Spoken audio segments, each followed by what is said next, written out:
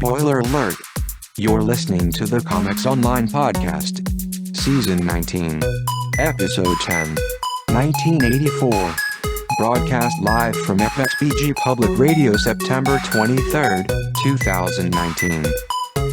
This episode, Kevin and Troy David time travel back to 1984 to complete their chronicle of the best of that year's pop culture. Topics include comic books and more. Will the Time Lords make it back to the present day? Will they ever make it to 1985? Fight a desperate battle against incredible odds as we traverse the 1980s for everything geek pop culture.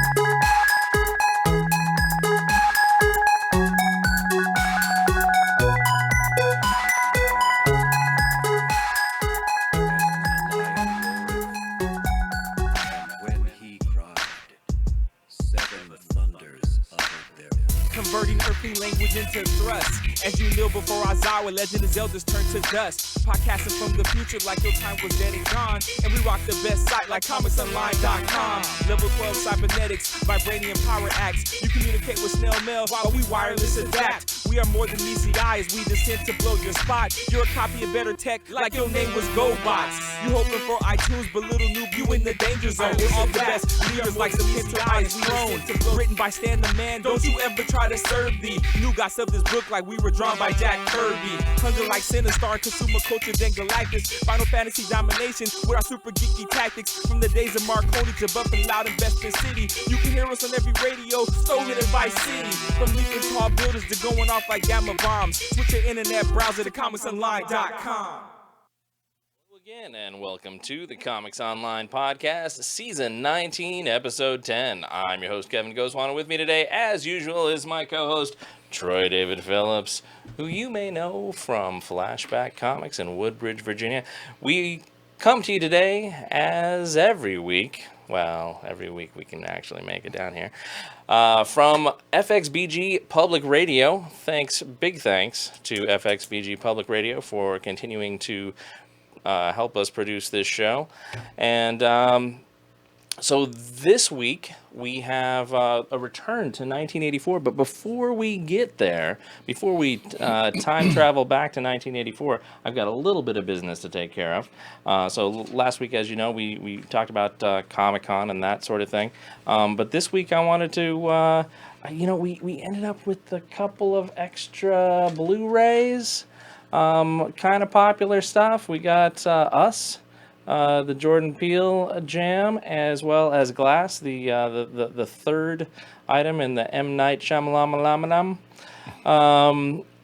show, and we've got those. We did a giveaway with these previously, and we had a couple of extras, so we would like to offer them to you. So all you need to do, whether you're consuming this on iTunes or on the YouTubes or on the Facebook Live, is to share this out to your social media. Share this stream out to your social media and send us a screenshot to win@comicsonline.com and tell us, do you want Us or do you want Glass? It's a weird sort of a question, but clearly you want Us. In your face, in your ear holes. When Kevin says it, it sounds dirty. Yeah. When Troy says it, it's all over your face, neck, and chest. I think that's how it works with Troy David. I don't know. Whoa! I run the clean. Oh wait, show. Right. I'm the dirty one. That's right. MFer. Yeah. My hair looks weird with this. It's weird enough on its own. Anyway, so this is like from the Wesley Snipes, Sean Connery film Rising Sun. Kevin's head is being pixelated in. So if you need to get the original disc to see what actually happened, and then you can solve the murder. I don't even remember what you're talking about, but I'll just nod and smile. Oh yeah, you're right, Troy. So Kevin and I clearly need to go back to, I think that's 1993, Rising Sun. Well, we can do 1993 again. We did have an episode of that, but you know what? we might as well overwrite those and just start over. But until then, we've got the 80s to get through. Oh, and the one more thing is that this is being as though comicsonline.com began September 25th of 2000. 2 days from now is our anniversary, and that's where our clock starts over. That's where our seasons roll.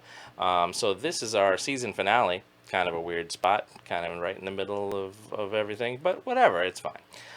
This is our season finale for Comics Online podcast. So next time, when we begin 1985, which is another big year in geek pop culture, we will be beginning season 20.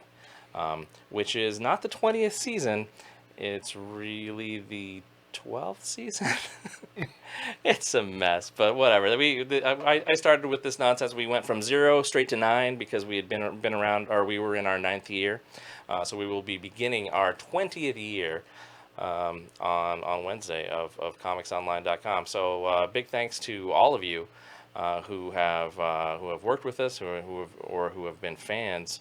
Along the way, whether you're brand new and this is the first time you're watching or listening to the Comics Online podcast, we're sorry. And this is like 11 years of sorry now. Man. Yeah, you're welcome. Kevin. So Troy, it's time to travel back to 1984, where we left off back in July before I went to Comic-Con and you got some time off. I had things going on. You had things going on. We all had things cats going on. to pet. So that's. Is there anything more important? There really is not. So, 1984. Now, we had already done in the show previously music and movies, television, a lot of pop culture stuff, and we pushed comics to the second half, and so here we are. So let me tell you, 1984, the year of George Orwell. 1984 is a huge and important year. If you just want to go ahead and put your 1984 by the Eurythmics soundtrack on right now, and just play that music softly in the background, here we go. So, Kevin. Yes, sir. In 1984, there were new comic companies. There were new comic companies that debuted. I was young, Troy, so I was reading Star Comics. Okay, so in 1984, incidentally, you wouldn't have Star Comics for about another 2 years. That Star Comics line dropped with Marvel's 25th anniversary, but that was 1986. No, Star Comics imprint licensed titles with the 3-issue limited series, The Muppet Takes Manhattan. Oh, well, yeah, okay. There were some, but the major imprint, Royal Roy, Top Dog. Stump Troy, what? Hey. So, 1984, we have Antarctic Press is a new company. Continuity is a new company. Deluxe Comics is a new company. And Renegade Press. So Antarctic is known for? Well, among other things, Antarctic to me was known especially for Ninja High School. Okay. They do a variety of small independent titles now. Not so much large, wide releases, but they do have stuff that's in the Diamond catalog. I just don't think their print runs run terribly high anymore. No, they did. I remember them from in recent years as doing, what was it called? Bad Kids Go to Hell. And also, I think they did one of the Trump parody comics. Maybe the Tremendous Trump or Stuff My President Says. I can't remember the title off the top of my head now. Yeah, and Continuity, of course, was... Continuity was Neil Adams' company. Now, Neil Adams was the founder here and the chief architect. He mentored a lot of artists. And so there would be artwork from guys like Mark Beecham, that you would see. I'm trying to think of other people that I knew that appeared. Continuity Comics, you might recognize titles like the Zero Patrol and Megalith, Armor and Silver Streak and the Revengers and Samaree. Much later would be Toy Boy and Madman, the Hybrids. There were a lot of... And this was just before... This was just after Neil Adams had done that short run. It was a book called Skate Man. Okay. Skate Man, I want to say, was published by, not by Continuity, though, but by Pacific Comics. I think you're right. Did you show me Skate Man recently? I feel like you probably did. So it's a beginning, but it's also an ending in 1984. As we see the end of the publisher Gold Key Comics. Oh, that's a long-term one.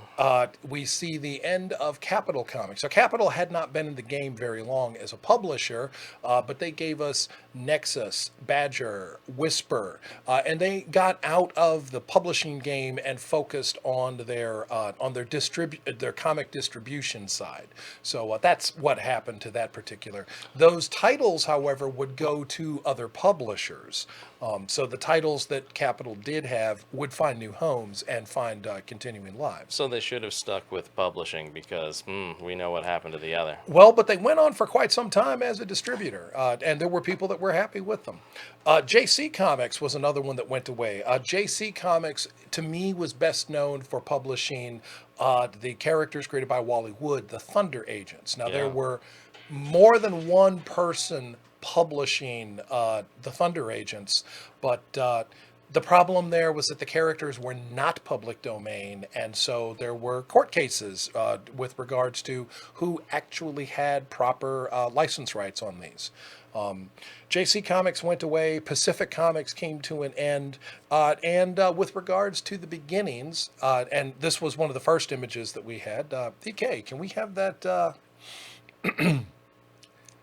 Which one? What are we putting up here? The first one that we had up, the Alien Legion. Oh, Alien Legion. Back to being. Yeah, so there we go. Alien Legion, special 48-page first issue. It is, in fact, Marvel. Carl Potts, Alan Zellentz, Frank Sirocco, Terry Austin. That's a powerhouse of talent there. But more importantly, this is Marvel's Epic Comics line. This is their more mature themed, not really hard R, not like the Marvel Max line, but definitely more mature content, more mature stories. The stories did not have to go through the approval of the Comic Code at the time. So you could have something like the French Foreign Legion in space, which was the Alien Legion. This was a hardcore sci-fi. It was great. It had awesome characters. The Serpentine character in the background there was actually the commander of the Alien Legion. He was their captain. And each of the characters you'd see there represented, different character archetypes, the plucky young idealist, the grizzled veteran, and then the strange little aliens that were kind of like, why are you guys here? You're cute, and oh wait, you're actually dangerous. Whoa. I liked them better than Ewoks, though, I'll tell you that for nothing. Alien Legion was not the only thing from Epic. So there was also the Time Spirits, the Sisterhood of Steel, the Six from Sirius, Crash Ryan. There were a lot of these creator-owned works, and some of these things would find homes elsewhere, for example, Jim Starlin's Dreadstar. Yeah. But Epic would run them, try to gauge a sense of popularity. Alien Legion actually came back a couple of times. It would be published, briefly hiatused, and then brought back, maybe with a change in creative team. Some of these things, like Sisterhood of Steel, which I thought was excellent, went away and didn't come back, and I was sorry for that. I think also Epic did Chris Claremont's Murata the She-Wolf. Oh, okay. That was a good one. So that was Epic, and yes. In fact, now that I've come down to my note, Muppets Take Manhattan. Marvel doing a young reader line of books. Now they had done a little experimentation with things like Marvel Tales, Peter Porker, the Spectacular Spider-Ham. But they started having a line of books, and Jim Shooter wanted a line of books that was aimed at younger readers. And with Marvel's, from 1984 to 1986, I'll say, but especially in 86 with the Marvel 25th, they wanted to expand on that line, and they did greatly. But it's not 1986 yet. Not yet. So something that came out in 1984, and it's in my hand notes down here. So we'll see if the image pops up here. But it was the Amazing Spider-Man 248. Oh, the kid who collects Spider-Man. Oh my God! So the lead feature had Spider-Man battling Thunderball from the Wrecking Crew. Yeah. Thunderball had gotten a hold of the Wrecker's mace, and so that had really doubled the magnitude of his destructiveness. But the backup story, oh my God, that Roger Stern, the kid who collects Spider-Man, it was so moving, so good. Brings a tear to the eye. What number? 248. That's the one. That's the one. Yeah, in this issue, meet the kid who collects Spider-Man. And what a great meta cover that is. It is. To where you've got a kid who loves Spider-Man, and he's putting up a poster of of the action that's going on in the main story. Love it. That book was just absolutely fantastic. Something else that happened in 1984, by contrast, but also on the mature side of things, was Alan Moore taking over Swamp Thing over at DC Comics. Okay. So now Swamp Thing, we had known of the Swamp Monster, and we had certainly seen the Bernie Wrightson artwork, and the Bernie Wrightson artwork, had kind of a moody, atmospheric horror feel to it. But Alan Moore really brought it deeper. He brought it into some new, frightening territory. With different artists, certainly. Steve Bissette was one of those artists. And he changed up the dynamic of the Alec Holland as the Swamp Thing, Abigail Arcane, certainly his love interest, her father, Dr. Arcane, who was the wicked villain. There we go, Saga the Swamp Thing, January 1984. Look at that, and the cover doesn't really give away just how powerful these stories were. And Moore would just take deeper and deeper steps. Eventually, Swamp Thing explores the war between heaven and hell. He meets the Phantom Stranger. He goes to the gates of heaven. He meets the Spectre. He is eventually drawn to Gotham City. Abigail is taken and incarcerated in Gotham, and Swamp Thing goes and attacks Gotham City, and really even sets Batman on his heels. People are like, oh, well, Batman's got a plan for everything. Batman's prepared for everybody. Well, let me tell you something. When the Swamp Thing comes to Gotham City and he wants his girlfriend back, even Batman does not have a plan for this. Yeah, no doubt. So, and I'm gonna just keep bowling right forward here. EK is he's gonna keep up with me as best he can. So in February of 1984, we had World's Finest number 300.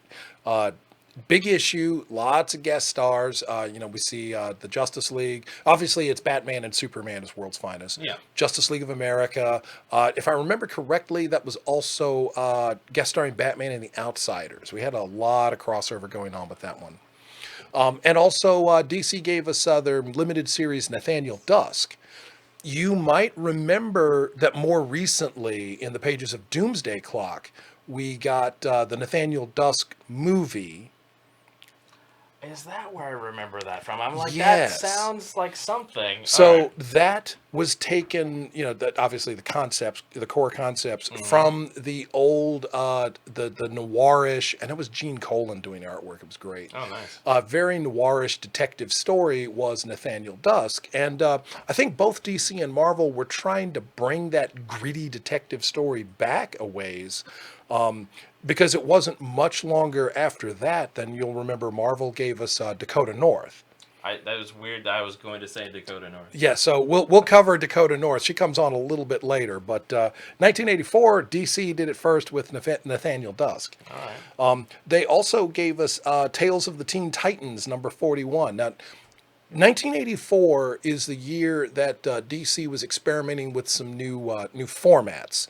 So they were taking books like the Teen Titans, and also the Legion of Superheroes, and they gave us a newsstand edition and this would be Tales of the New Teen Titans, or Tales of the Teen Titans. Still Marv Wolfman, still George Perez, Romeo Tangal, but not for too much longer, because Wolfman and Perez would have other things to do very soon here. We'll talk about that next year. But the main stories, however, were split between this book and the deluxe series, The New Teen Titans. The deluxe book had $1.50. Yeah, there we go. $1.25 cover price. So this is New Teen Titans #1, and you're thinking, but wait, I know New Teen Titans #1, and that background is yellow, and wait, why is Dick Grayson in the Nightwing costume? Again, this is 1984. This is the characters as they are right now. So there would be 2 published original stories. But in order to get this one, in order to get that New Teen Titans, you had to go to your comic store. You had to go to your LCS. The Tales of the New Teen Titans, however, still continued to be a newsstand book. So that was how you got that. And in Tales, Dick was still Robin? No, he was also Nightwing. Oh, okay. So both contemporaneous, both of these were current continuity. Just kind of like Batman and Detective, kind of like Superman in action. Okay. Like Amazing I didn't realize Spider-Man they and even did that. Spectacular Spider-Man. All right. Well, you were a kid, and you probably weren't bicycling to the local comic store at the time. But I was. I didn't have that big of a income at that time. But yeah, I was spending my money on Marvel, frankly. Well, I was too, but I tell you what, books like this, like Wolfman and Perez, whose names I recognized from Marvel titles, I thought, well, if these guys can be at DC doing a DC book, maybe it's worth checking out. And I was glad I did. I was right. It was worth checking out. The talent jumping over to the other company brought a lot of their sensibilities with them, and really reinvigorated the interiors of those books. All right. So 1984 also, when we had that New Teen Titans, so there's a little character who's a spin-off offshoot of a more popular male character. You may know her as the Savage She-Hulk. Wait a minute. Are you sure that the MCU didn't just create her to regender assign the Hulk into a woman, and he's recast, and then all the people are like, man, Guys, what? I hate to interject here, but doesn't it make more sense that the She-Hulk exist than not exist? Oh no! Well, so I'm not as in the comic books as you guys are. There was somebody who seemed to be very serious about it on, I think it was Twitter, and who was like, "Oh my God, I can't believe they've when they're talking about the new MCU announcements from Comic-Con this year, or possibly from D2, D3, whatever that's called, the Disney Con." And there was somebody who was raging against the fact that, oh my God, there's a female Hulk now. Now they've really jumped the shark. Now they're making everybody female, and I'm gonna go cry in the corner. Like that's really old. It was from the 70s. Yeah, I was gonna say, like, She-Hulk's been around for like a long time. Right. And again, it's not a gender reassignment. She in fact was Bruce Banner's cousin, so we had a Hulk and a She-Hulk at the same time. Now, if one is being published and the other one is not, well, that just means that one character is popular at the moment, the other isn't. But it is not a gender reassignment. We hadn't turned one character into another one. The commentary like that is just honestly frustrating, and it's rather ludicrous. Yeah. The whole nonsense. So the She-Hulk had been in the pages of the Avengers for some time. She came and joined that team back, I want to say 221 she joined. So that was like 1982, right? Yeah. She's had a couple of years to develop her friendly antagonistic relationship with Hawkeye and make herself a staple of the team. And then Marvel Superheroes Secret Wars happened. Spoilers for something 35 years ago. So in the pages of Marvel Superheroes Secret Wars, we see these, there it is. We see these characters, the heroes. Now, the number 1 issue had the heroes. The number 2 issue had the villains. The number 3 issue had Spider-Man fighting there we go. There's Magneto right there in the middle. But this is at a point in time for Magneto where he's morphing, where he's still somewhat antagonistic, but Chris Claremont has revealed a more sympathetic angle to Magneto. And so we see Magneto not as the cardboard cutout villain that he might have been in the 60s and early 70s, but a much more complex character, a survivor of the Jewish Holocaust of World War II, which by that virtue gives him some connectivity to both the Red Skull and to Captain America. Sure. Which that would be explored much later. But here we see the heroes. Now notice we see members of the Fantastic Four, of the Avengers. We see Spider-Man, the Hulk. What we don't see are the other mutant characters, the X-Men. So with Magneto standing not with the villains, but as a mutant, where would that leave the X-Men? These would be questions to answer within the pages of the book. But some interesting things came out of Secret Wars, not least of which is the reason I'm wearing this particular shirt. I do not have many shirts from 1984 that fit me anymore. That shirt isn't from 1984, Troy. No, it's not, but this design sure is. Yeah, it is. So we would see a new character, the Julia Carpenter, Spider-Woman. We would also see a new costume for Spider-Man. We would get the villains. It looked just like this. Yeah, it looked just like this, only more over. Or more Mike Zecchi. There we have the Amazing Spider-Man 252. Now, during the time that Secret Wars was being published, the regular titles acknowledged that the heroes were gone, but they weren't going to suspend the publishing for an entire year. So Spider-Man dipped away for a couple of months and then came back into the pages of his own book, and there he is in his new costume. So today, what would happen is if when they're doing a big world-encompassing story, anybody who was involved, Spider-Man, that he would have his own book continue, but the story wouldn't be introducing the new Spider-Man, back in New York. He would be there on Battle World, having some his own personal side story, as would everybody else. Well, in some instances, yes, they'll publish a separate limited series, like with War of the Realms. There was the Spider-Man War of the Realms. Yeah, not even separate. It's just like, here's what's happening in continuity for these, 9 issues or 12 issues or however long it is. The main book is generally going to stay in that continuity. That depends. That honestly depends a lot on editors and writers. Like during the time, I'll use War of the Realms because that was fairly recent. So War of the Realms happened, and Spider-Man had a separate 3-issue limited series. Right. Thor, however, was tied directly month to month. Yeah. Fantastic Four, the Avengers. There were several mainline books tied to War of the Realms. There wasn't a separate Fantastic Four series. Yeah. It took place through Fantastic Four. Iron Man was the same thing. Gail Simone pinch hit for Dan Slott, writing the Tony Stark Iron Man part of that. Yeah. But at this point in time, editors and writers would have to work closely to try to match up their continuity as best as possible. But if a story were going to run long, like Secret Wars obviously ran 12 whole issues with a double-sized climactic 12th issue at the end, well, the writer of Spider-Man might not be prepared for his character to be tied up for an entire year. He's got an ongoing story. Look, there we go. 150 billion tons stands the Hulk, and he's not happy.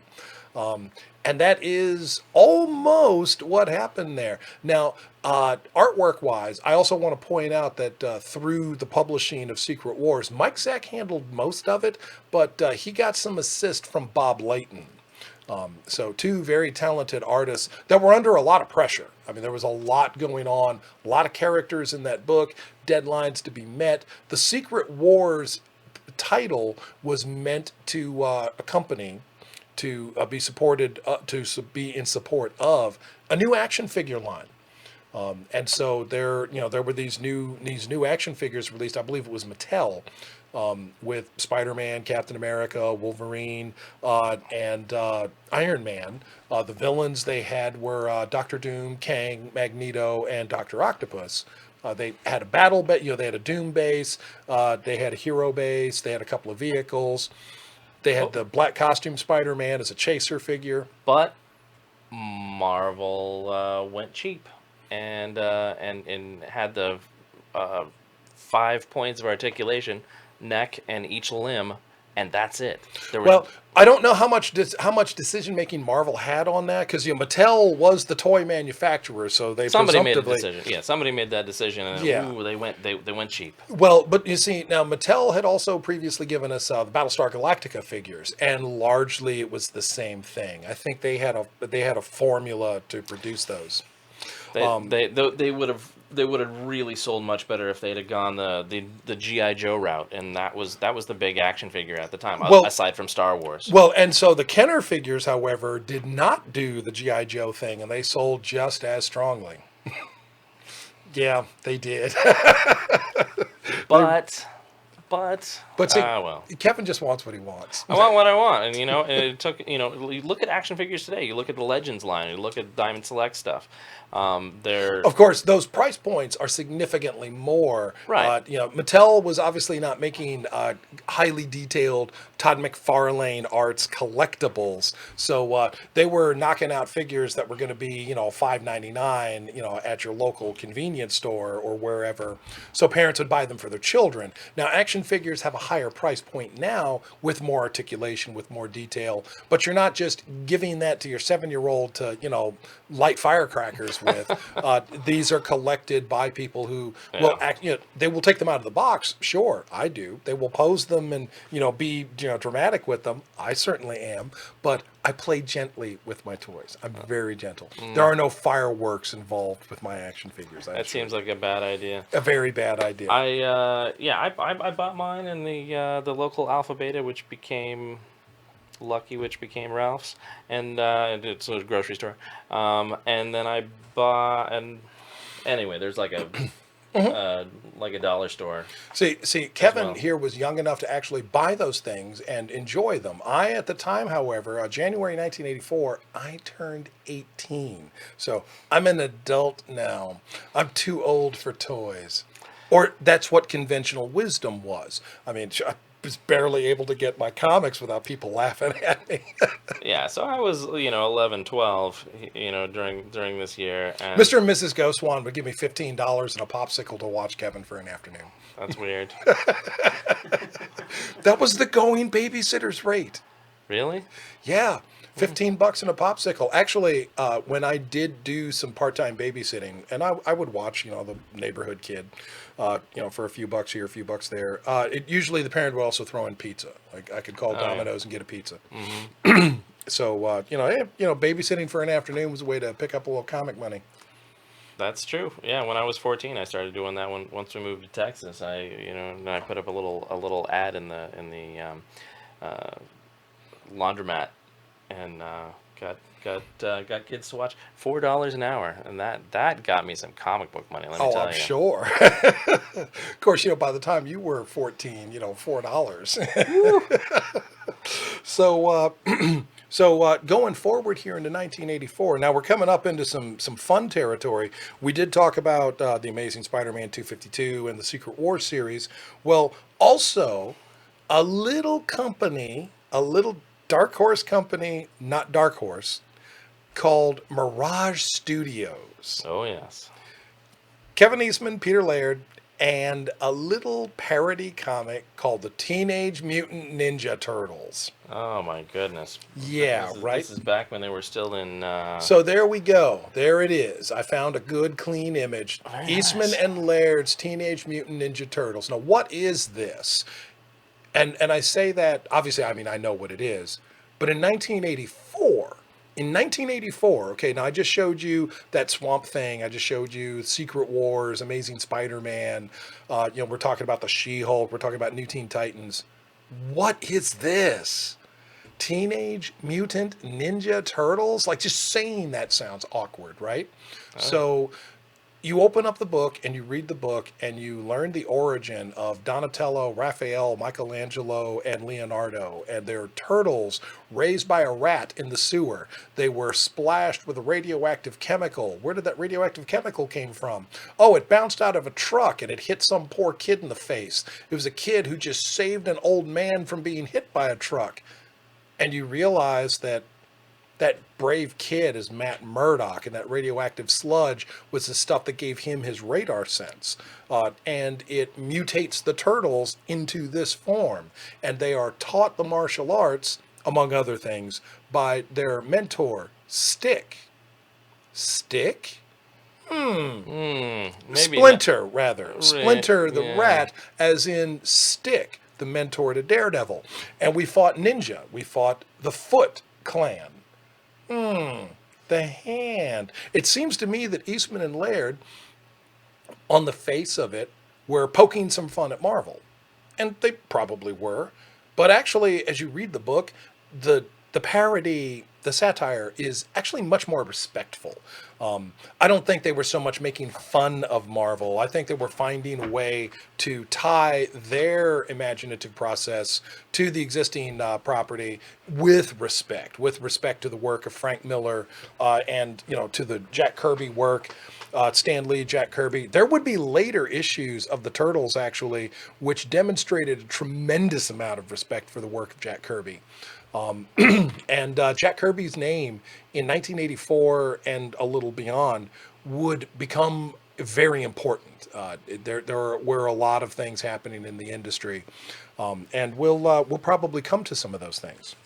But before we do, on the independent market side, not only did we have the Teenage Mutant Ninja Turtles, which had a very small print run. It did not have a huge print run because Eastman and Laird were self-publishing. This was coming out of their pocket, whatever money they could borrow, drum up, or what have you. I mean, I don't even know everything that they had to do, just that it was all them. So they had to come up with the ideas, design the characters, draw the comic, and then get the comic printed, and then get it distributed. So that's a lot, guys. That's a lot. But Teenage Mutant Ninja Turtles succeeded, because it actually was good.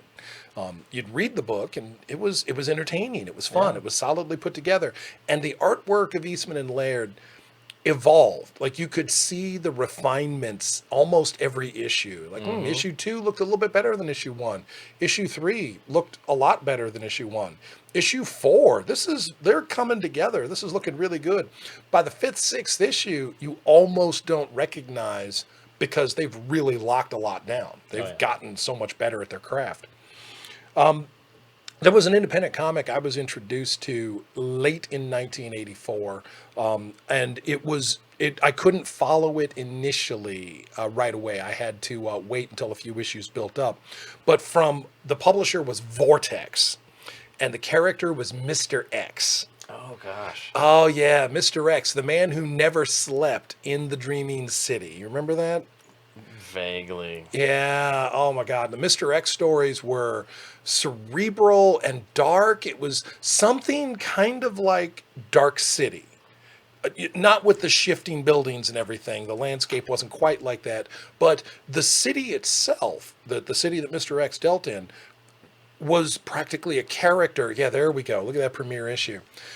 It was very stark. It was very minimalist with the lines. A lot of emphasis on shadow, a lot of emphasis on contrast, minimal color palette, and the main character, you weren't sometimes sure if he was the hero or the antagonist.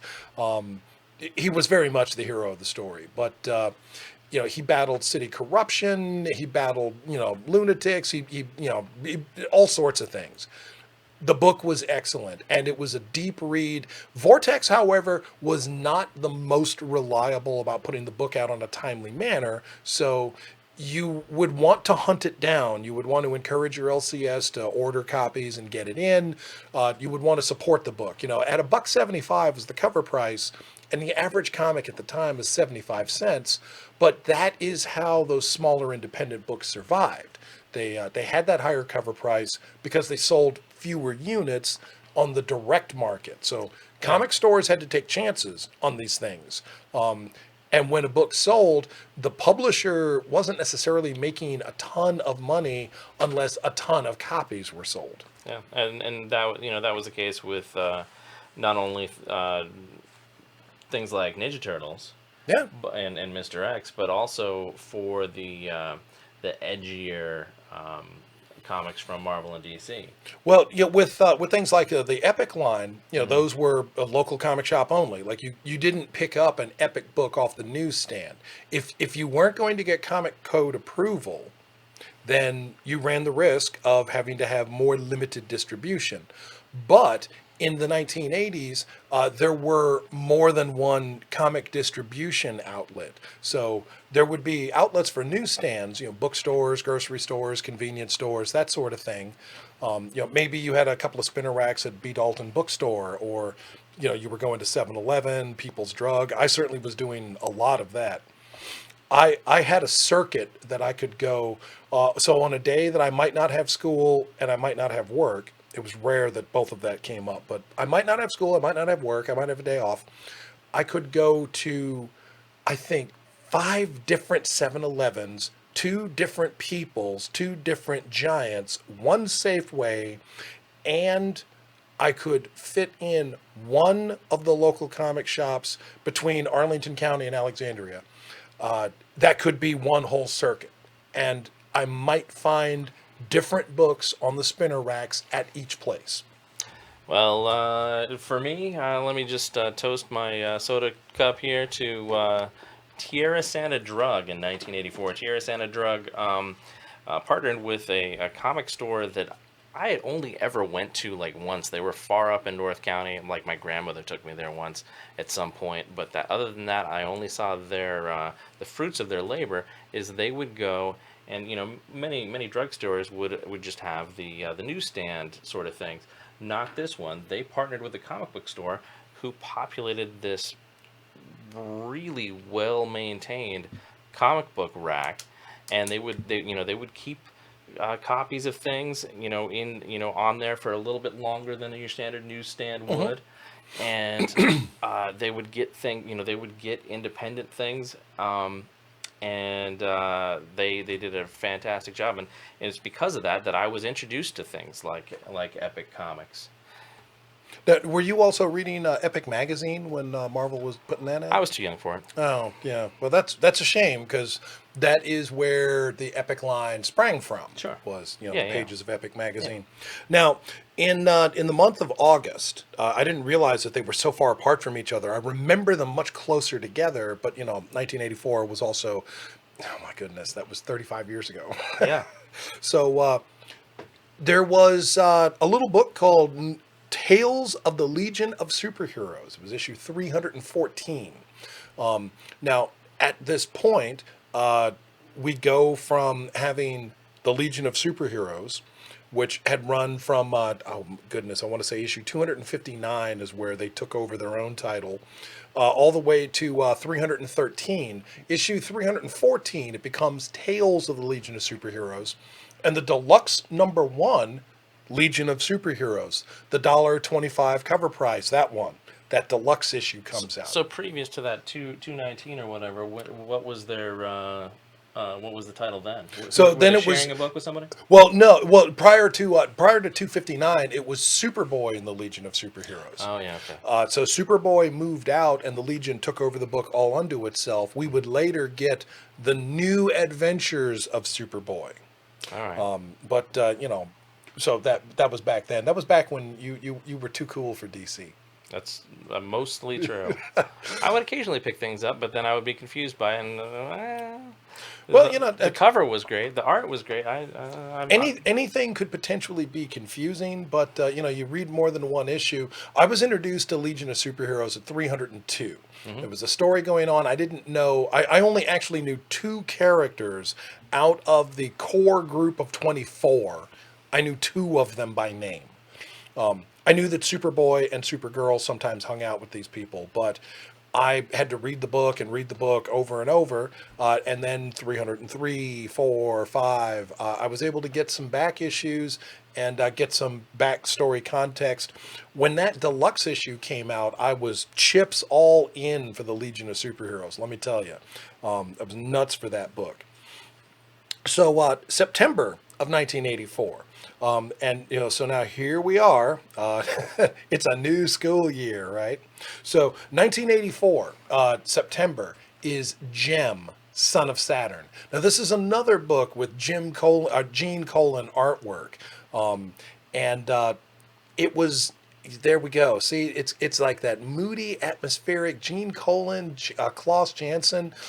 I like both of these guys. I didn't realize how much I like their art together until I saw stuff like this. Now, this was a 12-issue maxi series. Marvel and DC both were experimenting with the concept of a limited series. Now, back in 1982, we had the Contest of Champions, the 3-issue limited series. And at this point in time, running concurrent would have been the official handbook of the Marvel Universe, which was slated to be 12 issues, which ultimately went on to be 15. So a mini series would be considered 4 issues or 6 issues. A maxi series, which ran a whole year, would be 12 issues. No one had done an 8-issue series at that point, but later on 8 issues would come into play. Something that I also found interesting, I learned this in an interview magazine. I want to say Amazing Heroes, but I could be wrong about that. Was that the character Gem, Son of Saturn, was actually his story was supposed to be the story of John Jones, the Manhunter from Mars. Yeah. For whatever reason, editorially, it was decided not to do John Jones, that they wanted to do something different with John Jones, which included bringing him back into the Justice League of America. So a new character was built and pushed into the story role, and he became Gem, who had most of the same powers that John Jones had. Same guy. He's red instead of green. Red instead of green, right? So, but there were white Martians and green Martians. Maybe there were red Martians too. Only this guy came from Saturn and not Mars. Right. So, Saturnalia. No, that's a whole different thing. No, that's not the same thing. So, you know what else happened in 1984, Kev? October. Well, yes, in October. So I'm going to start at the bottom and go backwards here because I've done a couple of DC things here, but let's talk about a Marvel book that came out. I'm into it. Yeah. So the first limited series in the pages of the Mighty Avengers, during the time of Secret Wars when a bunch of the heroes disappeared, the Vision kind of took an initiative and had Hawkeye move out to the West Coast to become the leader of the West Coast Avengers. And that first West Coast Avengers, that was a 4-issue limited series. And it featured Hawkeye and his, at the time, new wife, Mockingbird. And Hawkeye himself had a 4-issue limited series just prior to this. Again, his bride, Mockingbird. So now on the cover here, we're seeing a bunch of characters. Oh, look, there's Dazzler and Puck and Red Wolf, Shroud, Submariner, Hercules, Quicksilver, Black Widow, Doc Samson, Cyclops. Well, I can tell you that they weren't taking Puck away from Alpha Flight. They weren't taking Cyclops out of the X-Men. The Shroud, well, he was a guest appearance in the book. Doc Samson was not ready to join a team. Black Widow was not ready to settle down on this team. But Tigra, Wonder Man, and Iron Man all answered that call. Yeah. Interesting, this Iron Man is actually James Rhodes inside the armor. And people who knew Tony thought knew Tony's secret identity. Yes, Tigra actually knew. And thought that, and she was just like, wait, what? She was confused at the beginning until it was revealed that it was Rhodey instead. And she thought that she was talking to Tony the whole time. Right. So there's something to consider in comic history, Avengers history, and especially Iron Man and the Avengers. So the first Avenger that Tony Stark revealed his identity to was actually Thor. Thor and Iron Man revealed themselves to each other when Thor was doing the not that way. Their secret identities. When he was doing the Donald Blake thing, striking the cane and transforming. So but Captain America, for example, Cap had rarely really kept a secret identity from the Avengers. Why would he? Steve Rogers had been declared dead in action, so it wasn't like he had any living relatives. All of his friends were either superheroes or S.H.I.E.L.D. agents. He had nobody to protect. It's like, hey, I'm Captain America. Come at me, bro. Yeah. Let's kidnap his girlfriend. You mean the S.H.I.E.L.D. agent? Good Bad luck with idea. that. Let's kidnap his best friend. Which one? His best friend who's director of S.H.I.E.L.D. or his best friend who's chairman of the Avengers? Or were you talking about Ben Grimm? You know what? How about we take Captain America off the kidnap table for a while? Yeah. So anyway, West Coast Avengers happened, and that 4-issue miniseries pit them against Avengers foe Graviton. It gave them a heavyweight guy to take on. And Hawkeye was so dead set on making this team like the best Avengers team it could possibly be. He wanted to succeed. He wanted to be taken seriously. He wanted to live up to the legacies of guys like Thor and Captain America. He had Iron Man on the team, and he's like, yeah, I've got Iron Man. This is great. This is what I need for this team to not be looked at as a second level, Anyway, and then how far after this, after that concluded, did the ongoing begin? Well, it was almost a year. It was almost a year. 1985, I believe it was. We got the next iteration. We got the regular series of the West Coast Avengers, which ran concurrently to the second limited series of Vision and Scarlet Witch. Oh, okay. So the 12-issue series Vision and Scarlet Witch, the first 2 issues were tangential crossovers to the West Coast Avengers. I didn't even remember that. I remember loving them both, but I didn't remember that. Yeah, so with, oh my goodness, with Grim Reaper and the Lethal Legion, they found ways to tie the fact that the West Coast Avengers had Wonder Man, and here's the Vision, and here's Grim Reaper. Right. And Grim Reaper brings in, not among other things, the ionically powered Goliath, who would later become Atlas and the Thunderbolts. Yeah. So here is Goliath, who not only has Pym particles for size changing, but has been empowered with the same process that gave Wonder Man his powers. Yeah. Anyway, and then there was Ultron. Ultron with the Grim Reaper. Ultron tangentially tied to Hank Pym. That started we're going to talk about this tomorrow, incidentally, on the Top 5 live show. I'm going to talk to Kevin tonight. We're going to mix up the format a little bit for tomorrow, but one of the things we are going to talk about a lot is Hank Pym and Ultron, especially because of the most recent Tony Stark Iron Man series. If you're reading that book, you know what I'm talking about. If you're not, I'm going to give you 5 reasons why you should, and I'm going to give you 5 places to go to find reasons to read that book. Oh, yeah. I just read it a couple days ago. Oh yeah, see, Kev's down. He doesn't even know it. He's so down.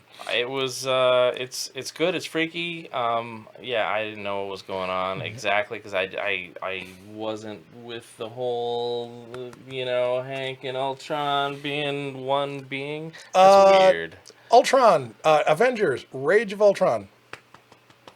So it was a limited series, and what year was this? It was an original graphic novel. Those jerks. So you know what else came out? What year was this, Troy? That was a couple of years back. Jeez. You didn't put it in my box? I don't even know if you were subscribing with us. Incredible Hulk. The Incredible Hulk storyline had been that Bruce Banner had his intellect was in charge of the Hulk's body. He could control the transformations, and he was doing important scientific work. He had gotten a presidential pardon for the destruction that the Hulk had ever caused, and he demonstrated that he was in control of this power. And then he had some adventures with the Fantastic Four, with the Avengers, with his cousin She-Hulk. He did things, and he started from about the same time as Secret Wars. He started to lose control. We would eventually learn that Nightmare had something to do with the Hulk losing control. Right. Hulk 300 was this big, fat comic. You roll it up. It was blunt force trauma waiting to happen. There it is. $1 is the cover price on this thing. Oh, I have that. Abnormally large-sized issue. Now, what we have here is we have the Incredible Hulk rampaging through the streets of New York. He is devoid of the Banner persona at all. And He is so much so that he is lying. You can tell he's lying because, look, his pants are on fire.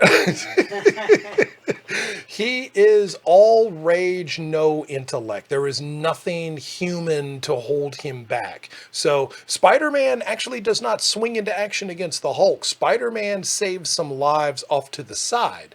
And Daredevil, same thing. Now, Power Man and Iron Fist are not on the cover, but they are in the book. Power Man and Iron Fist attempt to stop the Hulk. The Avengers come in like they do. Also, the Human Torch makes a guest appearance. That might be the fire at the back there. That's a very unconscious Human Torch. This is I remember now the little box, the little what did The corner boxes. the corner box. Up until this point, he was getting more and more. Yeah, he started out with his professor coat and Right, and then he started to drop the test tubes, Yeah. and then he tore his clothes, and then here he is. He's ripped his way through that old persona. So Captain Marvel, Monica Rambeau, she attempts to transform the Hulk back to Banner by hitting him with negatively charged gamma rays. Only there's no Banner to transform back into. So that fails. Star Fox tries to calm his rage down with his Star Fox, his euphoria-inducing power, whatever it is you want to call it.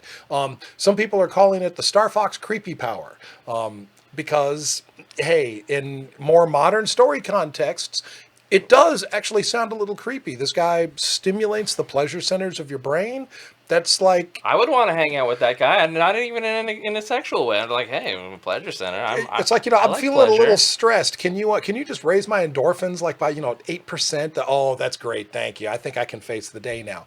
But unfortunately, it also comes out in the context of relationships, where Star Fox had relationships, and the question was always, did I get involved with you because I wanted to, or did you use your power to kind of influence me?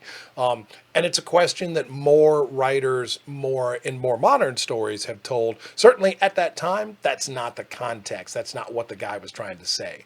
In any event, Star Fox also fails. The Vision, no matter how dense he is not strong enough to stop the Hulk, and it's down to Thor. Now, You got Doc Strange there. Well, Doctor Strange comes in at the end of the story. Oh, okay. Doc is instrumental in getting the Hulk off Earth before he kills somebody and puts him in the Crossroads dimension. Yeah. But before that happened, we saw Thor, and it just had to be Thor on his own. Thor slugged it out with the Hulk, and it was the battle for the ages. I've seen the two characters fight. I had seen the two characters fight prior to that. Obviously, Jack Kirby, Avengers, the Hulk fought Thor there. In Thor's own book, the Hulk and Thor had traded punches. Well, here we, Journey into Mystery. Here we go. Thor just has his hands full. We see some epic heroism on the part of the Norse god of thunder.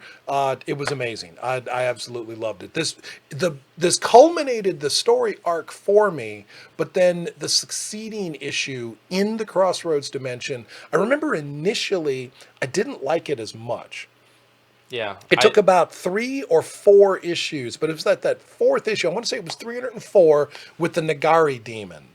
Okay. I knew I recognized the Nagari demon from the pages of X-Men. So I picked up the book, I spent my 75 cents, I read it, and then I liked the Crossroads Dimension story a lot more. I realized I just needed to give it a couple of issues to find its legs. But that, you'll remember the cover. It's got like the demon's raising his red, bloody hand up in the air, and the Hulk is down in front of him. And you'll know you recognize the demon from the X-Men. Sure. You're like, oh yeah, I know that guy. That was one of John Byrne's, the John Byrne demon that chased Kitty Pryde through the mansion. Yeah. Right? One of those things. Right. So, yeah. And then I stayed with the Crossroads Dimension, and then John Byrne came onto the Hulk in 314. But that is not 1984 that John Byrne did that. No. So 1984, in fact, John Byrne was not only knocking out Fantastic Four, but he was totally tearing it up in the pages of Alpha Flight. Oh, yeah. Yeah, Oh, yeah. I mean, 1984, that was the death of Guardian. Yeah. Number 12. And we would eventually see Heather Hudson with no costume, with no powers. Heather Hudson would take over the leadership position. Yeah. And we would see the team lineup shake up a little bit. They bring in Talisman. Oh, Lord. Shaman's daughter. Right. It lost the name for a second there. But so in 1984 also, and this, I know this will make Kevin sad. You need a tissue here, big guy. The final issue of What If. Look, Troy, you've got 47 issues, where 23 of them Wolverine saves the universe, and 24 of them the universe is destroyed. I'm pretty sure that's how What If works. So from What If number 1, and Lord, that was 1979, 1980. What If number 1? What if Spider-Man joined the Fantastic Four? Taking it back to the pages of Amazing Spider-Man number 1. Yeah. Well, 47 issues later, we finally decided to call it quits. So What If 47 was the final issue, and we would not see What If again, I don't think, until 1986. There was a one-shot that was What If Iron Man had been a traitor. And then the first regular issue was What If the High Evolutionary had won the Evolutionary Wars. The idea for the Generation 2 What If, for the Volume 2, was that the stories would be more contemporary. So less of the earlier Silver Age, Bronze Age kinds of stories, and more what if moments from the more Copper Age stories that readers would know a bit better. Younger readers, anyway. So also, 1984, now back for DC here, we had the pages of Superman number 400. Superman 400 was a landmark issue, obviously a huge number. 68 pages. Right, look at that thing. So you've got this beautiful cover, and look at the laundry list of talent you've got there. I see Terry Austin, Brian Boland, Ray Bradbury, John Byrne. So before DC's Man of Steel, before the John Byrne takeover, here's John Byrne working on a character that as a child inspired him to become a comic artist in the first freaking place. I'm starting at the bottom here. I'm seeing Bernie Wrightson, Al Williamson, Jim Steranko, Walt Simonson's name's in there, Bill Sienkiewicz's name is in there, Jerry Robinson, Marshall Rogers, Wendy Peeney, Yeah. Jean Girard, Mobius, Frank Miller, Jack Kirby, oh my God, Mike Kaluta, Klaus Janson. This book is just... Got a lot in it. Oh my God. Yeah, so this would be 68 pages of awesome, even if you don't like DC, even if you don't like Superman. I kind of want to pick up one of these. You want to pick that up because they're like... Do you read books? You know who Ray Bradbury is. Oh, you're a Marvel guy. Well, then Steve Ditko, Jack Kirby, John Byrne, Terry Austin. Come on. Whatever. You will probably, and Wendy Peeney, that reaches all the way out to the independent people who read ElfQuest. Yep. So, that's a big one to have there with Superman 400. So November happens now, and in the month of November, we get the final issue of Ghost Manor. Now, I believe that was Charlton Comics was Ghost Manor, and that was issue number 77. So we are starting to, yeah, there it is. We're seeing these independents, this generation of independents fading away, but we're seeing a succession of newer independents. So, even as we lose Charlton, earlier the Teenage Mutant Ninja Turtles, also, had mentioned Mr. X. Bringing back from the 1960s and a brief run, this was JC Comics in the late 70s, early 80s, was the Thunder Agents. So a little company called Deluxe Comics put out Wally Wood's Thunder Agents, issue number 1. Now, yeah, look at that. What you're seeing on this cover here is George Perez. Now, what you would get on the inside of this $2 book would be a story, and the artwork would be George Perez. You'd get a different short story, and the artwork would be Dave Cockrum. You get a different story, and the artwork will be Keith Giffen. So there would be like 4 or 5 short stories with Dynamo, No Man, Raven, Lightning, the Thunder Agents, or the Agents of Thunder, if you will, with the successor to the Mentor helmet. So the young woman there, Mentor, is wearing a helmet that gives her psionic abilities. It was previously worn by an agent who is now dead. Wallace Wood, apparently, in his professional life, he did not like to be called Wally. His nickname among his contemporaries was Woody. But in any event, Wallace Wood had worked on this book with a writer named Len Brown.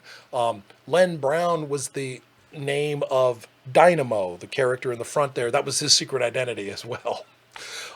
So these characters worked for the United Nations. They were special agents. No Man was a scientist whose brain engram patterns had been transferred into the android body, and he had a cloak that allowed him to turn invisible. Raven was a soldier of fortune who had a costume that allowed him to fly. Dynamo was an agent of the United Nations. The belt gave him super strength and invulnerability, but only for a limited amount of time. Undersea Agent had wristbands that gave him magnetic powers, and Lightning had super speed powers, which seems actually pretty cool, right? Except it was accelerating his metabolism, and it was rapidly aging him. The more he used his costume and powers, the closer to death he got.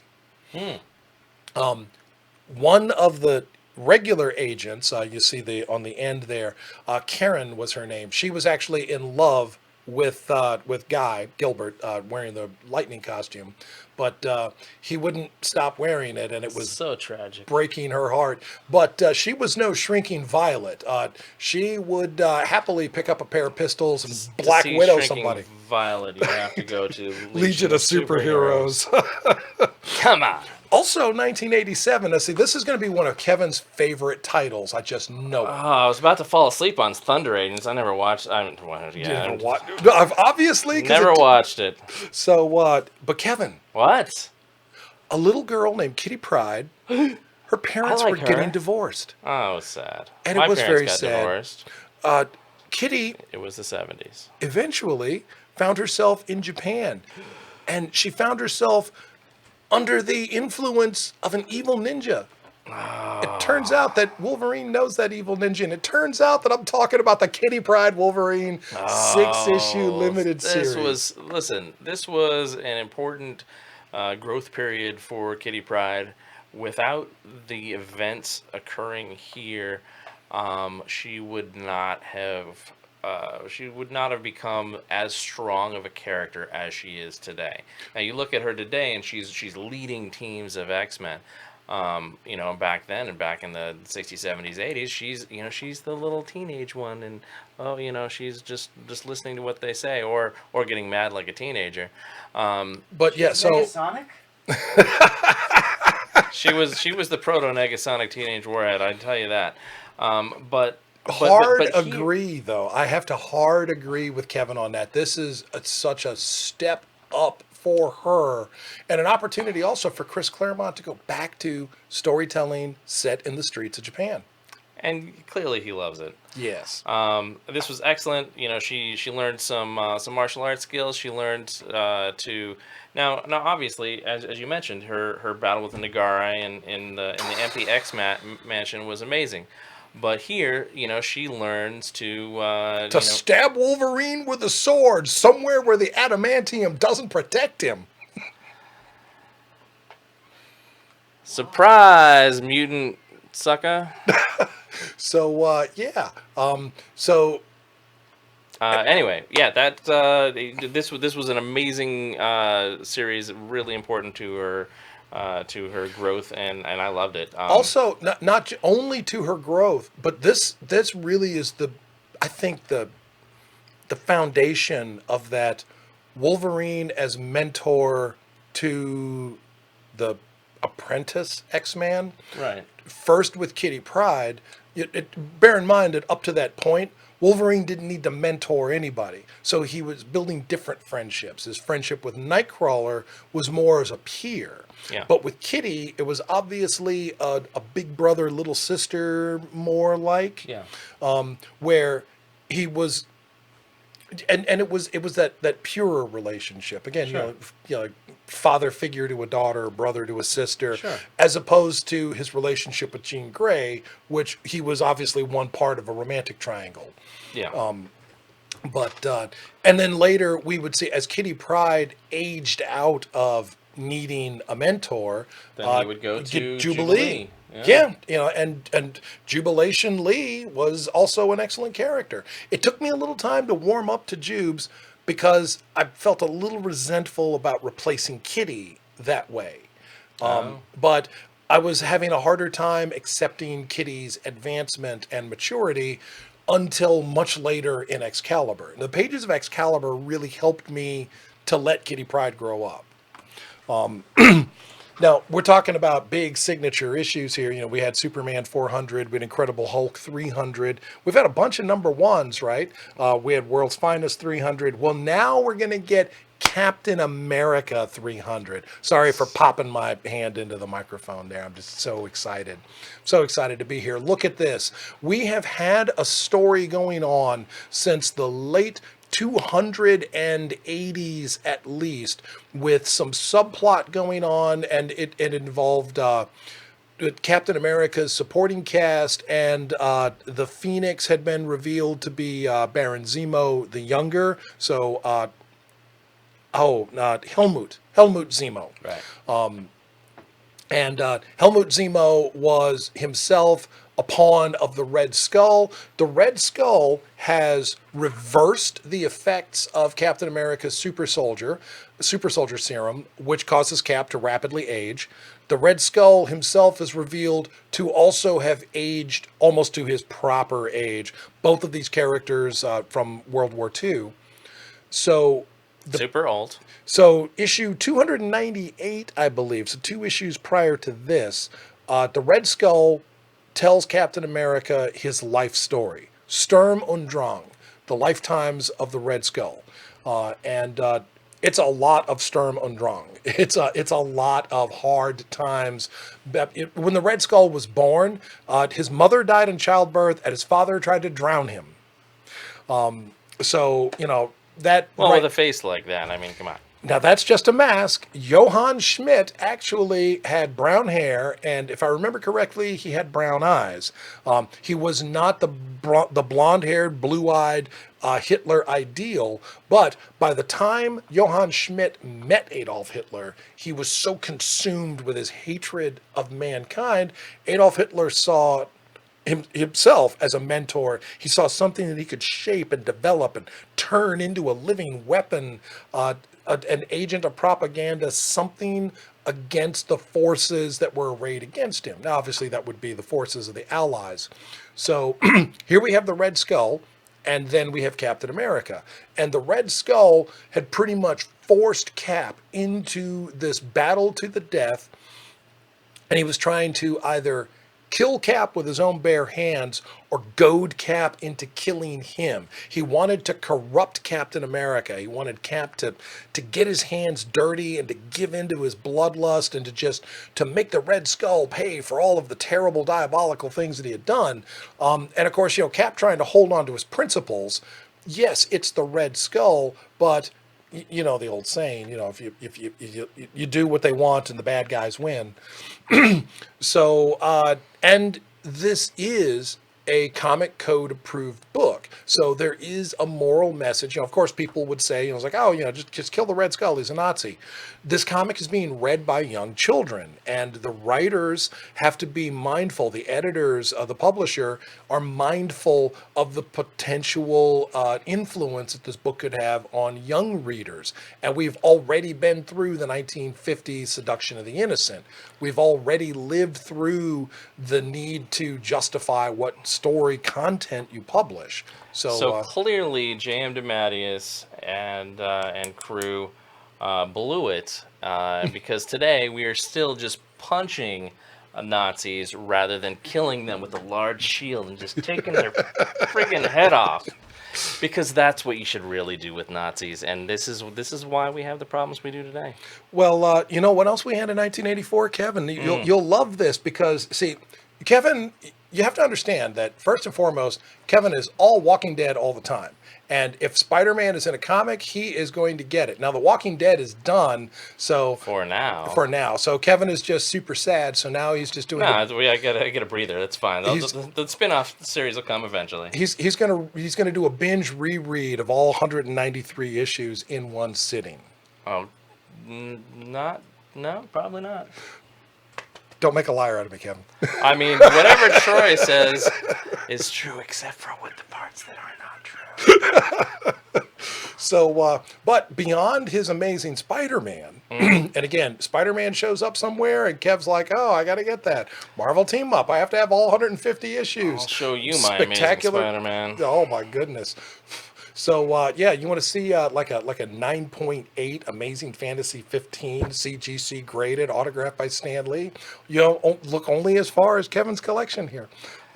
Listen, Troy, don't go telling people the crazy fantasies because I'm gonna have to step up the security at the Ghost Wand Mansion. Not crazy fantasy. Amazing fantasy. I see what you did there. So you're talking about instead Iceman? What are you talking about? Iceman, yes indeed. Iceman #1, another Marvel limited series. Now, obviously, I got them, but I don't remember what it was about. What was it about? So now here's the truth.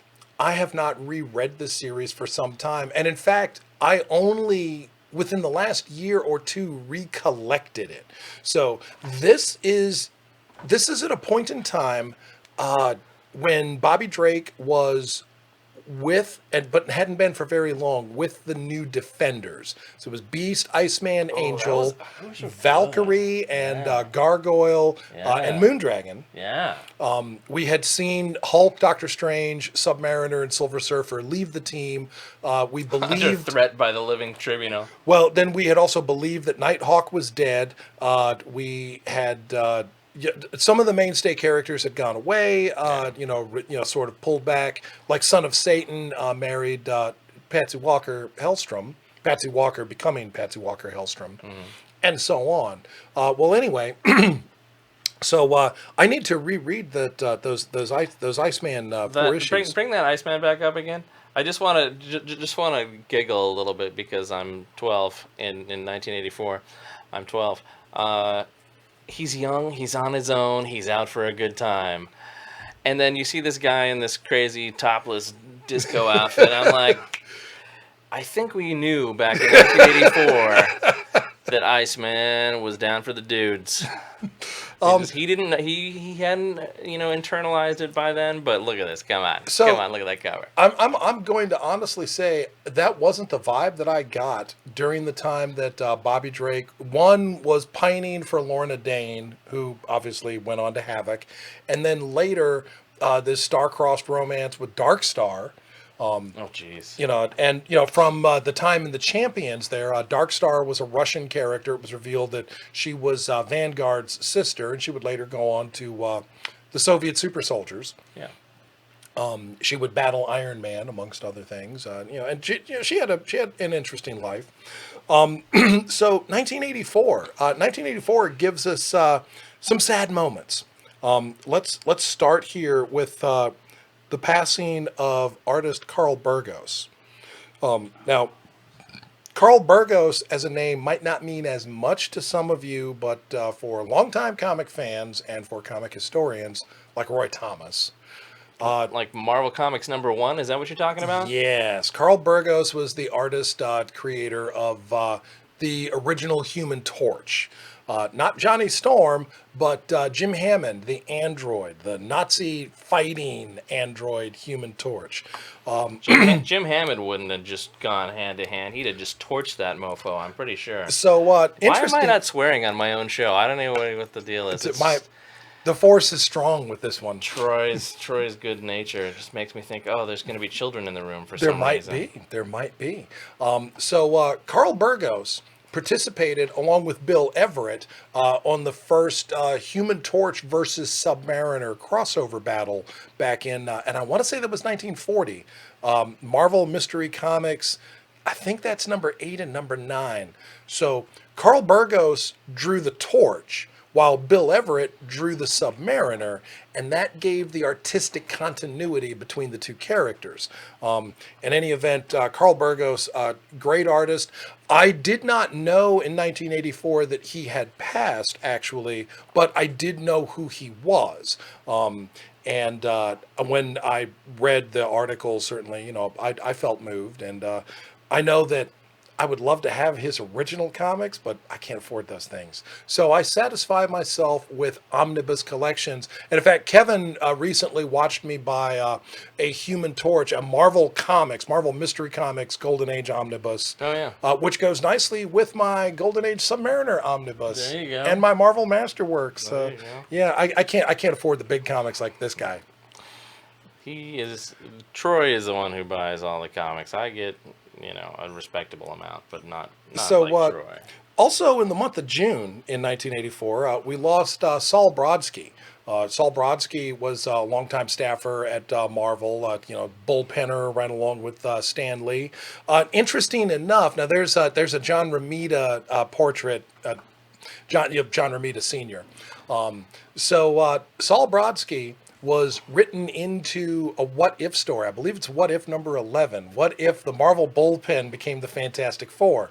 So Stan Lee becomes Mr. Fantastic, Jack Kirby becomes the Thing, Flo Bernstein becomes the Invisible Woman, and Saul Brodsky becomes the Human Torch. They would, in the course of that story, they would battle Skrulls, they would battle the Submariner, they would have wacky adventures, and it would be ambiguous, but you would have to assume that they would have more adventures. Actually, given the Jack Kirby artwork and the Stan Lee prose, it read like a Fantastic Four comic. Yeah, exactly. And so, we were sad about the passing of Saul Brodsky back then. Also, Al Avison. Now, the name Al Avison might not mean as much to you, but during the time that Jack Kirby was serving overseas, Al Avison was doing the comic, the artwork for Captain America, and also for the super speedster, the Whizzer. There's an example of his work, kind of carrying on the Kirby standard. I mean, full figures in action. Look at the, Bucky walloping that Nazi soldier. You could practically feel the impact. Yeah. There's bombs bursting in the air. The one guy, tied to the post. And then Cap coming in here, clearly to save the soldier from his torture and his humiliation, leading the commando charge. It moves you on that kind of patriotic level, and of course, what else could it possibly do? It was World War II at the time. Yeah. I like the fact that these propaganda comics, did look at how hideous these Nazi these Germans were, and of course Cap and Bucky are just I mean, obviously this wasn't great art at the time, but they're trying to look as heroic as possible. Yeah, and and look heroic, they certainly do. Yeah. So we also now I'm shooting past the deaths here. So the month of June gave us a little bit of fun in the introduction of Blue Devil, and that also Firestorm. There we go. There's Blue Devil. Blue Devil was Dan Cassidy. He was a Hollywood stuntman wearing a special effects outfit that was fused to him by dark supernatural powers. So he had a touch of high tech and a touch of sorcery, and eventually we would explore the theme of the satanic contract. Like, you said that you have a claim on Dan's soul if you did this, but you never actually did do that, so he doesn't owe you his soul. Like there was a lawyer versus the devil. It was, yeah, you see, you haven't fulfilled the nature of the contract here, so Dan's soul doesn't belong to you after all. All right. So Paris Cullins, artwork in this was fun. The title was a little more lighthearted, and you would see guest stars from the rest of the DC universe like Etrigan the Demon and Zatanna, the Green Lantern, which was Jon Stewart at the time. You'd also see from the pages of the Flash, the Trickster. They'd introduce some kind of cool villains. There was a mercenary assassin named Bolt. He was kind of cool. There were, and then the Kid Devil. There was a lot that went on in this book. And in the pages of Firestorm number 23, now in 1984, okay, so here's the thing. Against the shocking power of Bite, Jerry Conway, Raphael Canayan. So what you wouldn't know, though, you big fan of the CW verse, is that this is the first comic appearance of the character Felicity Smoak. Oh, yeah. Yeah. Now, you probably won't recognize her here that you would in her Arrowverse. Yep, there she is. Definitely not the same kind of character exactly, but, still tough, still capable. My clothes, they're soap suds. Wait a minute. I now want to read this. Well, you see Firestorm with his transformative powers. I need to call the CW folks and make sure this happens before Felicity Smoak exits the series. Now, for the youngsters out there, you've already been treated to the pages of G.I. Joe. I think you got that back in 1982. Right. 1984, I was introduced to a little comic and animated series called The Transformers. Now, I was already a fan of giant Japanese robots, and I was no stranger to transforming robots. Look at that Bill Sienkiewicz cover. Oh, yeah. It's not Bill Sienkiewicz interior, but, the cover would certainly suck you in, right? So there's, Optimus Prime. I didn't know anything about these other than having seen the animated. There was a television commercial, and it was, animated, but it was for the comic as opposed to an advertisement for the show itself. Really? Yeah. Which is not to say that the show didn't have ads, but the Transformers. So the robotic race from Cybertron, Autobots, battling against the evil forces of the Decepticons, et cetera, et cetera. You know the story as well as I do. Or the song. I understand they're more than meets the eye, Troy. They are. So we also we got an introduct to a little thing we call Power Pack. Oh my goodness, so good. Kevin and I both love Power Pack, and we both love it, I think, for similar reasons, if not identical reasons. There are the four Power kids, the eldest brother, Alex, and then Julie Power, followed by Jack, followed by Katie is the youngest. They're given their powers from an alien, a chameleon. Actually, it's a race of chameleons.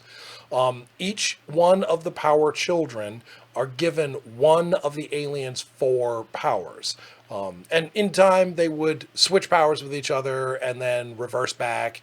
And so, once again, Julie has her light speed powers. Yeah.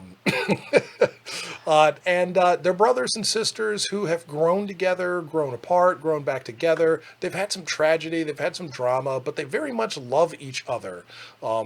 And this book, I thought, was just going to be kid stuff. I mean, again, I'm 18 and, I'm looking for things that are a bit more advanced.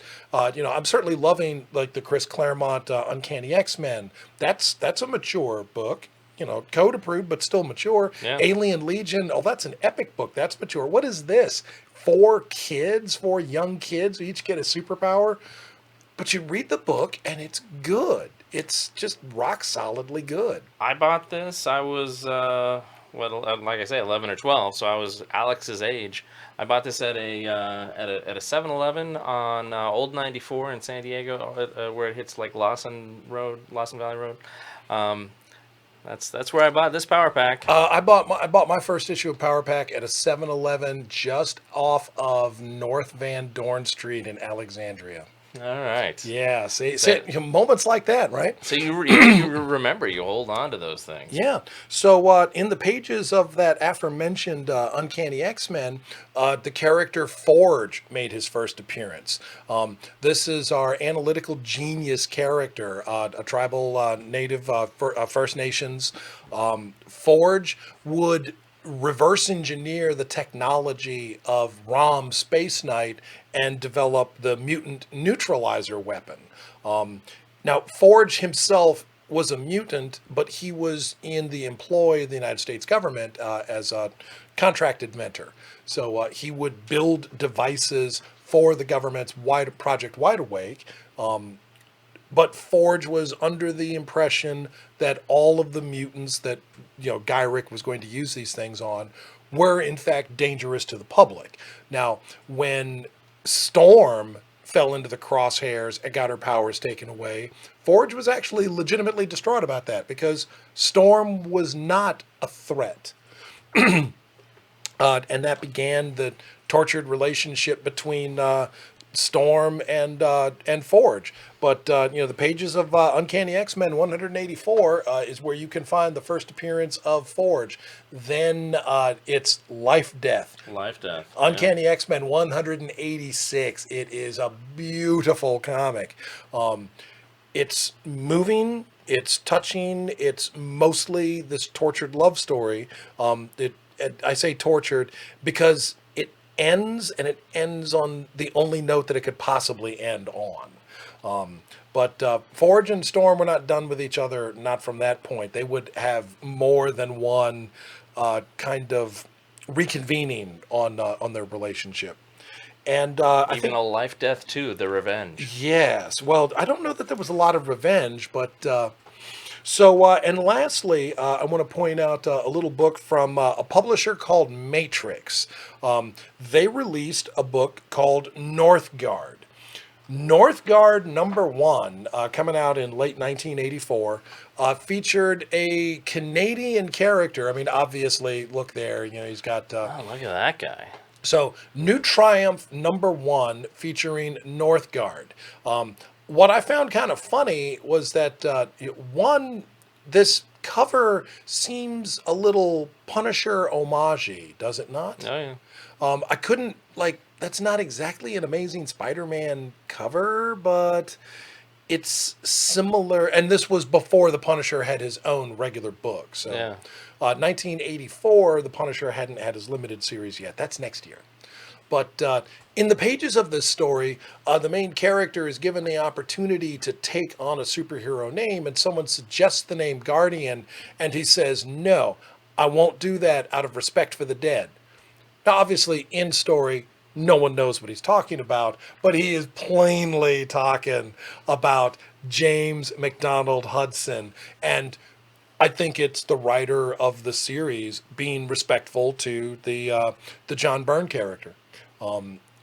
So this was probably only the second important Canadian comic character that I'd actually known of. The other one was Captain Kanak. who had been published earlier. I had seen his book, never actually read it as a child, but around about this time, a copy became available. So, my 18-year-old self said, well, it's only $1.50. I'm already spending $1.75. I'll just pick this other book up also. And there we went. But before him, you had Bob and Doug McKenzie, who were clearly the champions of the Great White North. Yeah, but they didn't have a comic for me to read. I had to watch them on, what's that? SCTV? Yeah. And then, of course, today we have Wayne. What's their last name? Campbell. Wayne Campbell from Aurora, Illinois. No, not that Wayne Campbell. The new Wayne Campbell, the Canadian one. Well, I guess Mike Myers is Canadian as well, but the in continuity Canadian one, which is from what's a show called? Troy, the show. I'm not watching it. The Canadian show. I feel terrible. It's called Letterkenny. If you haven't watched Letterkenny yet, it is stupidly hilarious. It is so sharp, and you think, oh, this is a bunch of hicks from rural Canada. How funny could this be? It is amazing. They said the same thing about Trailer Park Boys. But this is like less lowbrow humor. I mean, there's some. Don't get me wrong, but there's.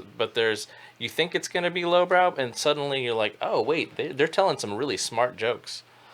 Anyway, so that's the show for this week. That's 1984. We have given you all of 1984 in only two 64-page issues. That is to say, extra long. Thank you, Eric, for sticking around for the extra long episode today. I got an extra big box of gifts. Yeah. And by the way, those of you who didn't listen to the beginning and are now seeing this for the first time, I have a giveaway running right now. If you go and share this out to your social media, that is to say, this stream. Share this out to your social media and email a screenshot of that to win@comicsonline.com. That's thank you. win@comics. You already have these. I shared. I did what I was supposed to do. And it's funny. You're hilarious. And tell me, hey, I want us, or hey, I want glass, because as you know, you already want us. So tell me if you want the Blu-ray. So those are the last of our giveaways of those. And then big thanks to the promoters, not necessarily the... it might be Universal gave it, so I don't remember. They went to Matt. They didn't come to me. So coming up soon, coming up tomorrow, we have the weekly top 5 comics. This is the Flashback top 5 that we do every week. I talk about my top 5 most anticipated comics of each week. Troy talks about his top 5 comics that you might ought to catch up on, and then he tries to convince me that I need to do it his way as well, and to greater or lesser success, depending on where we are. Like sometimes we'll do like a super long show at my house, and then I'm just gonna go upstairs and bring down some stuff that I read, and I'll be like, all right, here's what I want. Here's what I like, here's what I didn't like. Troy doesn't like it when I don't like things, but you know what? Sometimes you don't like things, but I'm going to be honest with you. And you know what? The good thing about having a longer form version of that show with Troy is he will give an excellent and thoughtful counterpoint to when I complain about things, and he will make me apologize when I'm wrong, because sometimes I'm just wrong. Like, Dan Slott, I'm sorry, you were right all along. But still, Brand New Day is trash, and you ought to be ashamed of yourself. Anyone who said okay to that. So that's that. We got this. We got everything geek pop culture. So for Troy and everybody at Comics Online, for EK the DJ and everybody at FXBG Public Radio here in beautiful Fredericksburg, Virginia, and for everybody at Comics Online, and for everything geek pop culture, I'm Kevin Goswan, and this is Comics Online at FXBG Public Radio. Bitches. Swag.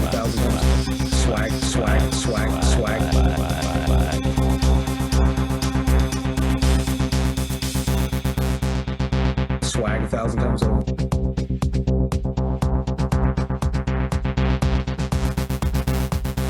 Disclaimer: the opinions expressed in this podcast may not represent those of Comics Online, any participants, or any employers past, present, or future. If you would have thought otherwise without hearing this disclaimer, maybe you're not ready for this whole internet thing, much less Time Lords.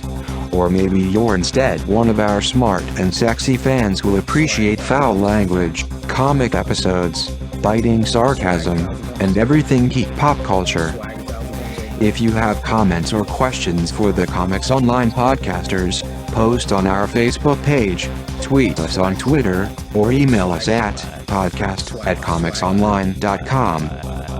All original material in this podcast copyright Comics Online.